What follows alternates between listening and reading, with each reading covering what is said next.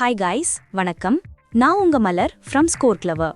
Welcome to our new podcast initiative where we break down the Hindu's daily editorials sentence by sentence in simple Tamil. இன்னைக்கு October 23, 2025 ஓட எடிட்டோரியல்ஸை பார்க்கலாம்.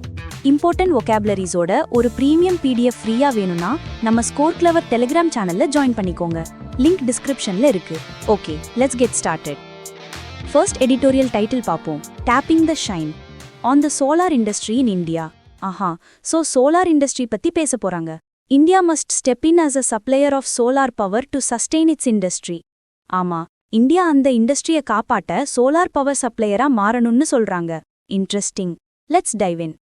Among the successes that India can take reasonable credit for, அதாவது India நியாயமா பெருமைப்பட்டுக்கக்கூடிய வெற்றிகள்ல ஒன்னு is cultivating our domestic solar power industry.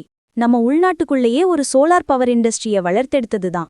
Somewhere in 2017, அதாவது 2017 ஒரு கட்டத்துல the per unit cost of solar power fell below that of coal power. ஒரு unit solar பவரோட விலை நிலக்கரி பவரோட விலை கம்மியாயிடுச்சு.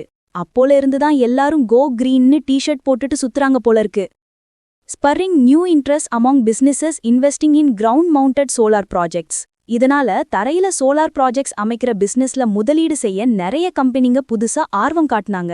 இன் 2024-25, அதாவது 2024-25 வருஷத்துல the international renewable energy agency reported that international renewable energy ஏஜென்சின்னு ஒரு அமைப்பு சொல்லியிருக்கு, இந்தியா ஜெனரேட்டட் 108,494 GHW, அதாவது gigawatt hour of solar energy. India கிட்டத்தட்ட 1,08,000 GHW சோலார் எனர்ஜியை ஜெனரேட் பண்ணிருக்கு, சர்பாசிங் ஜப்பான்ஸ் 96,459 GHW, அதாவது ஜப்பானை விட நாம அதிகமா ஜெனரேட் பண்ணிருக்கோம், and making it the third largest producer of solar power. இதனால நாம தான் உலகத்திலேயே 3வது பெரிய solar power producer, behind only China and the United states. நமக்கு முன்னாடி சைனாவும் யூஎஸும் மட்டும்தான். சூப்பர்ல. India's capacity to manufacture solar module panels rose from 2 gigawatt in 2014 to 100 gigawatt in 2025. இந்தியாவோட சோலார் பேனல் தயாரிக்கிற திறன் 2014ல வெறும் 2 ஜிகாவாட்டா இருந்தது, 2025ல 100 ஜிகாவாட்டா உயர்ந்திருக்கு, according to the ministry of renewable energy. இத நம்ம ரெனியூபிள் எனர்ஜி மினிஸ்ட்ரி சொல்லியிருக்காங்க. This is significant considering that இது ஒரு முக்கியமான விஷயம். ஏன்னா நம்ம நாட்டுல இப்ப யூஸ்ல இருக்கிற மொத்த சோலார் கெப்பாசிட்டியே 117 ஜிகாவாட் தான். However, the actual manufacturing capacity is an optimistic projection. ஆனா இந்த 100 ஜிகாவாட்ன்றது ஒரு ஆப்டிமிஸ்டிக் ப்ராஜெக்ஷன், அதாவது ரொம்ப நம்பிக்கையோட சொல்லப்பட்ட ஒரு கணக்கு தான். அந்த effective production capacity currently is about 85 gigawatt. உண்மையில நம்மளால இப்போதைக்கு 85 ஜிகாவாட் தான் ப்ரொடியூஸ் பண்ண முடியுது. பேப்பர்ல ஒன்னு, ரியல்ல ஒன்னு. India has stated that India என்ன சொல்லியிருக்குன்னா, as part of its climate commitments, தட்ப வெப்பநிலை மாற்றத்தை சமாளிக்கிற அதோட வாக்குறுதிகள்ல ஒன்னா, it will source half of its power requirements in 2030 from non-fossil fuel sources. 2030ல அதோட மின்சார தேவையில பாதிய புதைப்படிவ எரிபொருள் இல்லாத சோர்சஸ்ல இருந்து எடுக்கும்னு சொல்லியிருக்கு. தட் இஸ் அபவுட் 500 ஜிகாவாட், அதாவது கிட்டத்தட்ட 500 gigawatt, of which 250 to 280 gigawatt is expected to come from solar power. அதுல 250 இருந்து 280 gigawatt வரைக்கும் சோலார் பவர்ல இருந்து வரும்னு எதிர்பார்க்கப்படுது. This means that India needs to add about 30 gigawatt annually until 2030. இதனால 2030 வரைக்கும் இந்தியா ஒவ்வொரு வருஷமும் 30 gigawatt ஆட் பண்ணிட்டே இருக்கணும். However, ஆனா India has effectively been able to add about 17 to 23 gigawatt annually in the recent past. போன சில வருஷங்களா இந்தியாவால வருஷத்துக்கு 17 இருந்து 23 ஜிகாவாட் வரைக்கும் தான் ஆட் பண்ண முடிஞ்சிருக்கு. Target 1, achievement 1. Classic aspirant life. While in theory, internal production should be sufficient internally, அதாவது தியரி படி பார்த்தா நம்ம உள்நாட்டு உற்பத்தி நம்ம தேவைக்கு போதுமானதா இருக்கணும். Modules made in India are anywhere from 1.5 to 2 times more expensive than those from China. ஆனா இந்தியால தயாரிக்கப்படுற மாடியூல்ஸ் சைனால தயாரிக்கிறத விட 1.5ல இருந்து 2 மடங்கு விலை அதிகம். அதுக்கு காரணம் சைனா கிட்ட ரொம்ப பெரிய உற்பத்தி திறன் இருக்கு, control of the necessary raw material, அதுக்கு தேவையான ரா மெட்டீரியல்ஸ் எல்லாமே அவங்க கண்ட்ரோல்ல இருக்கு, and for superior production lines. அவங்களோட ப்ரொடக்ஷன் லைன்ஸும் நம்மளை விட ரொம்பவே சுப்பீரியரா இருக்கு. India in its best performance, இந்தியாவோட பெஸ்ட் பர்ஃபார்மன்ஸ்ல managed about 4 gigawatt of export of solar modules to the US in 2024. 2024ல யூஎஸ்க்கு நம்ம வெறும் 4 ஜிகாவாட் தான் எக்ஸ்போர்ட் பண்ணியிருக்கோம். And that too due to America's temporary restrictions. அதுவும் அமெரிக்கா சில தற்காலிக தடைகளை விதிச்சதால தான் நடந்துச்சு. Compare that with China's annual export of around 236 gigawatt in 2024. இத 2024ல 236 gigawatt எக்ஸ்போர்ட் பண்ணன சைனா கூட கம்பேர் பண்ணி பாருங்க. என்ன ஒரு கம்பேரிசன். Therefore, அதனால the large manufacturing capacity that will come online in India in the next few years, அடுத்த சில வருஷங்கள்ல இந்தியாவுல வரப்போற இந்த பெரிய manufacturing capacity will likely struggle without new markets. புதுசா சந்தைகள் கிடைக்கலனா ரொம்ப கஷ்டப்படும். In this context, இந்த சூழ்நிலையில India's overtures to be a solar supplier to Africa, India ஆப்பிரிக்காவுக்கு சோலார் சப்ளையரா ஆகிறதுக்கு முயற்சி பண்றது, leveraging the flagship of the International Solar Alliance, அதாவது International Solar Alliance-ஐ பயன்படுத்தி, is a good move. இது ஒரு நல்ல நகர்வு. While India's PM Kusum scheme, Solar Power to Rural India, நம்ம நாட்டோட PM Kusum scheme, அதாவது கிராமங்களுக்கு சோலார் பவர் கொண்டு போற திட்டம், and PM Suryaghar scheme, rooftop solar in urban India, அப்புறம் PM சூர்யாகார் ஸ்கீம், அதாவது நகரங்கள்ல வீட்டு மாடிகள்ல சோலார் பேனல் வைக்கிற திட்டம், are yet to make substantial gains in terms of domestic adoption.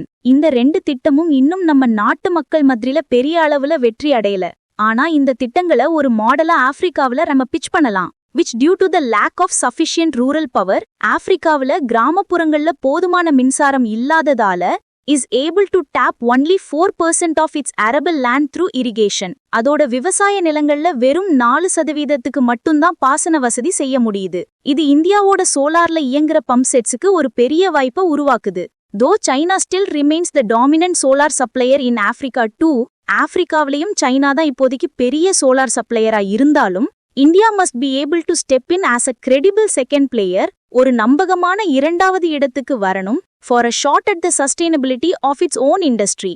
அப்பதான் நம்ம இண்டஸ்ட்ரியை நாம காப்பாத்திக்க முடியும். ஓகே கைஸ், ஒரு சின்ன பிரேக். உங்க ப்ரிப்பரேஷனை நெக்ஸ்ட் லெவலுக்கு கொண்டு போக நம்ம ஸ்கோர் கிளவர் ஆப்பை கூகுள் பிளே ஸ்டோர்ல இருந்து டவுன்லோட் பண்ணுங்க. அதுல ஒகாபுலரிஸ், இடியம்ஸ் அண்ட் ஃப்ரேசஸ் எல்லாம் ரொம்ப ஈஸியா மெமரைஸ் பண்ணலாம். ஒரு யூனிக் லேர்னிங் டெக்னிக் யூஸ் பண்றோம். ஒரு தடவை படிச்சா போதும், வாழ்க்கையில மறக்கவே மறக்காது. அப்ப ட்ரை பண்ணி பாருங்க. இந்த நியூ பாட்காஸ்ட் இனிஷியேட்டிவ் பத்தி உங்க ஃபீட்பேக்க காமெண்ட்ல சொல்லுங்க. இந்த மாதிரி ஒரு பாட்காஸ்ட் கிரியேட் பண்ண நிறைய எஃபர்ட் ஆகுது. சோ ப்ளீஸ் உங்க சப்போர்ட் எங்களுக்கு ரொம்ப முக்கியம். லைக் பண்ணுங்க, ஷேர் பண்ணுங்க, மறக்காம சப்ஸ்கிரைப் பண்ணுங்க.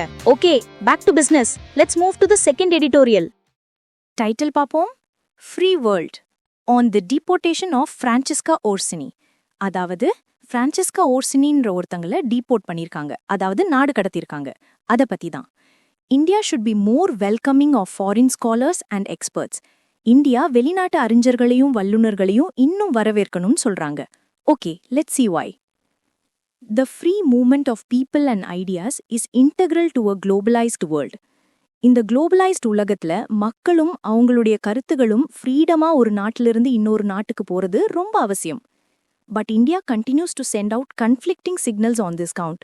ஆனா இந்தியா இந்த விஷயத்துல மாத்தி மாத்தி சிக்னல் கொடுக்குது. ஒரே குழப்பமா இருக்கு. On the one hand, it wants to welcome technology, capital and know-how from all corners of the world. ஒரு பக்கம் அதுக்கு உலகத்திலிருந்து டெக்னாலஜி, பணம், அறிவு எல்லாம் வேணும். But on the other, it is also trying to insulate itself.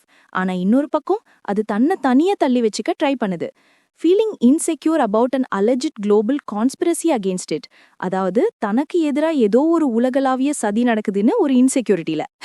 அதானே, நம்மள பத்தி தப்பா பேசுறதுக்கே ஒரு குளோபல் கான்ஸ்பிரசி நடக்குதான். The deportation of Francisca Orsini. அதாவது Francisca Orsiniன்றவங்கள டீபோர்ட் பண்ணது. A scholar of Hindi and South Asian literature. அவங்க ஹிந்தி மற்றும் சவுத் ஏஷியன் இலக்கியம் படிச்ச ஒரு scholar. And Professor Emerita at the School of Oriental and African Studies, SOAS University of London. லண்டன்ல SOAS Universityல ஒரு பெரிய professor. From Delhi Airport on October 2025 has to be seen in this context. அவங்கள டெல்லி ஏர்போர்ட்ல இருந்து அனுப்புனத இந்த கான்டெக்ஸ்ட்ல தான் பார்க்கணும். She held a valid 5-year e-tourist visa.